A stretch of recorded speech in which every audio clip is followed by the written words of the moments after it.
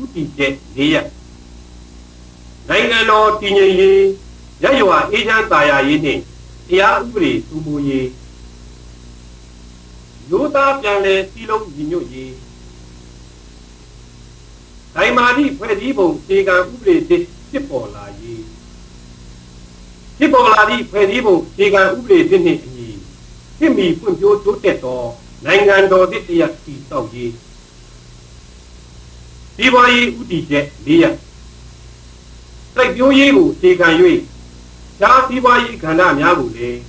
ဘက်စုံဖွံ့ဖြိုးတိုးတက်အောင်တည်ဆောက်ရေး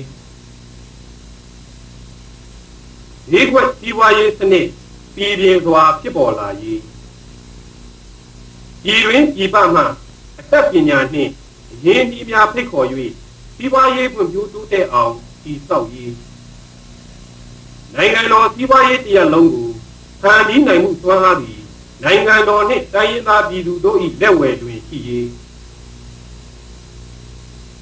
လူမှုရေးဥတီချက်၄ရပ်အမျိုးသားလုံး၏စိတ်ဓာတ်နှင့်ရှင်းသာရိတ္တမြင့်မားရေးအမျိုးဘုံဇာတိကုံမြင့်မားရေးနှင့်ယဉ်ကျေးမှုအမွေအနှစ်များ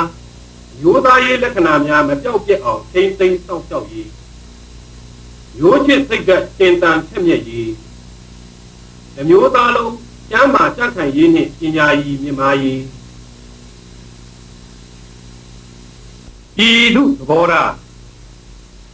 ဤပအာကိုအသိယိုးအသိုးမြင်ဝါဒီများအားစန့်ကျင်ကြနိုင်ငံတော်တည်ငြိမ်အေးချမ်းရေးနှင့်နိုင်ငံတော်တိုးတက်ရေးကိုနှောင့်ယှက်ဖျက်ဆီးသူများအားစန့်ကျင်ကြ